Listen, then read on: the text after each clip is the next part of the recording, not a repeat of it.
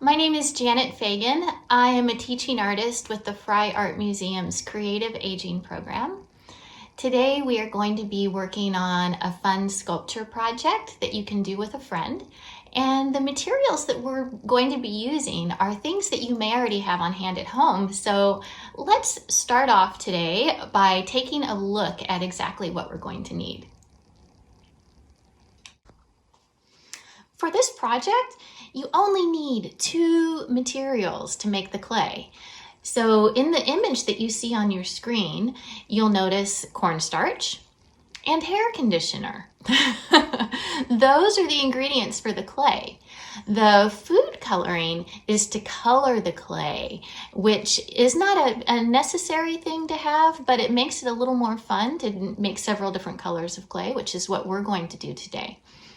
A couple of notes.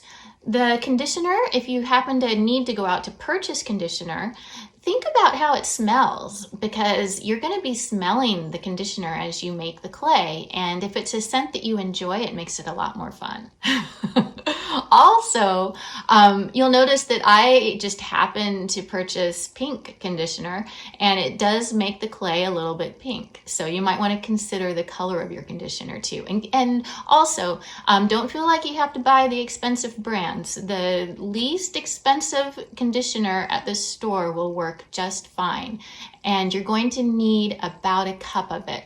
So think about that if you're going to be using your conditioner from home, because you may not want to use it all up. I'm not sure. I know I really rely on conditioner. All right, and in the next image, you're going to see a couple of tools that we need. We're going to need a large mixing bowl to make the clay, and I have 2 measuring cups. You're going to need 1 cup increments, and I have 2 here in the image because I like having 1 for wet and 1 for dry materials, but it's totally not necessary. You can get by with 1. And you know what? Let's take a look at some demos before we get started. So in the next image, you're going to see some examples of things that I have had fun making with this clay recipe. One of the things I love about this clay is how soft it is. It is very, very easy on the hands, easy on the fingers. It's easy to work with, and it dries overnight. So in the examples that you see here, I have made some little 3-dimensional sculptures, and I noticed that when they were dry, they were a little bit fragile, so you might want to think about where you display them when you're finished. So maybe someplace where they won't get knocked off a shelf, because they might chip if they hit the ground, and you're going to want to handle them gently after they're dry. So I'm going to go ahead and make some clay now. So I'm going to walk us through that, and you will see the steps. It's really straightforward. And then I'll show you a couple of techniques for working with the clay, and then you'll be on your own to have fun with this project. Okay, here we go. Okay, so here we are. I have gone ahead and measured out 1 cup of cornstarch, which I'm going to put in my large mixing bowl. And then in my other measuring cup, I went ahead and put in ½ a cup of the conditioner. And I'm just going to dump this in. And then I'm just going to jump in with my hands, and I'm going to start mixing this. So it's kind of fun. It's really soft, and you just gently keep adding the conditioner into the flour with your fingers, and it slowly starts to stick together. You can see it's already starting to hold together. Very silky and soft feeling.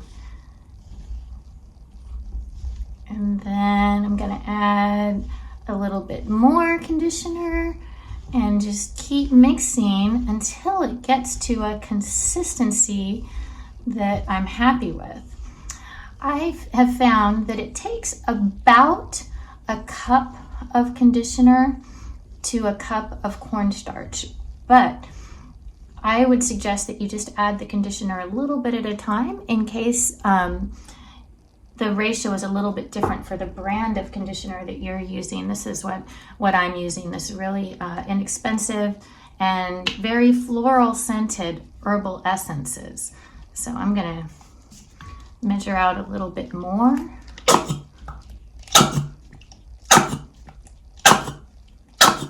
And continue. Just dumped it right in there. I just put in about another 1/4 cup. And continue to mix. You can see it does, like, it sticks to your hands, but it's worth it because it feels really cool.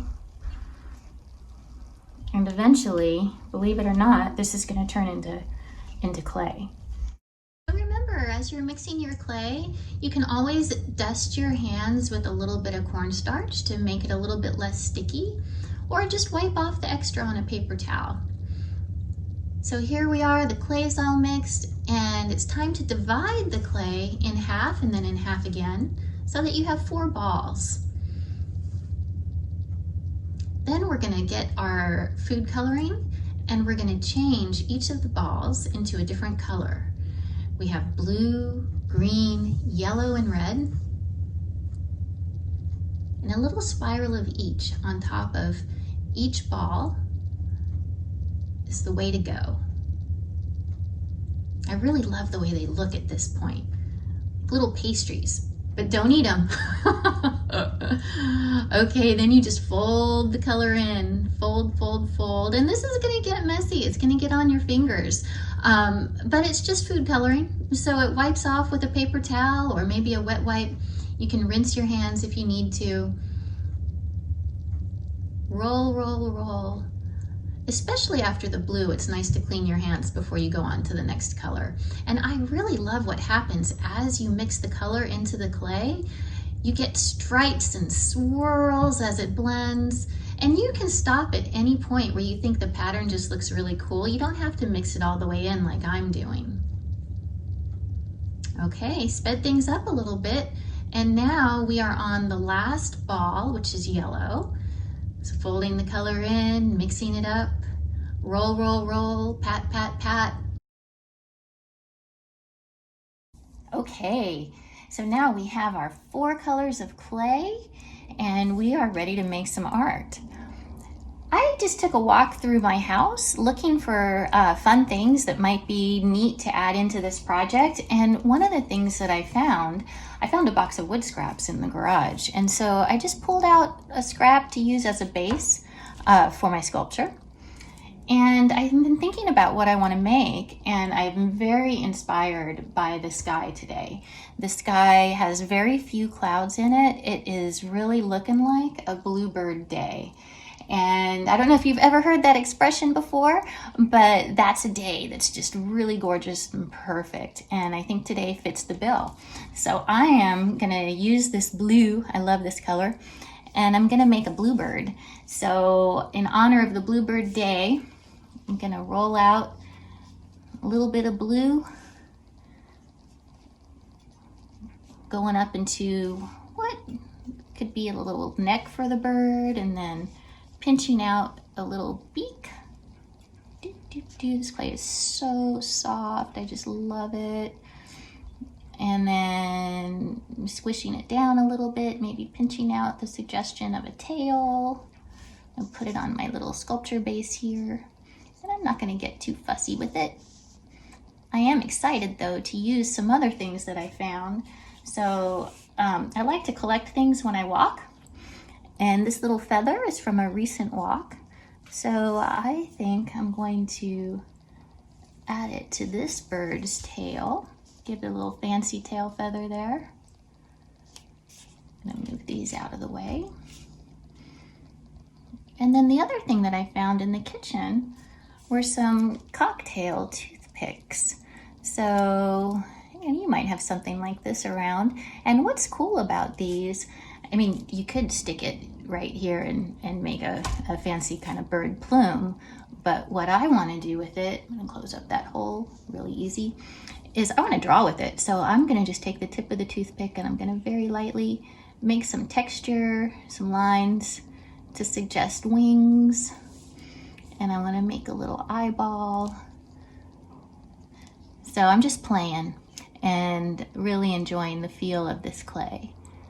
So if you have anything, beads or wire, little bits and pieces of things that you think might be fun, go ahead and pull them out. Buttons, anything works. This clay will hold all kinds of doodads and sparkly things or add-ons to make your sculpture come to life. So thank you for exploring this playful project with me today. Enjoy making your sculpture. Have a wonderful day.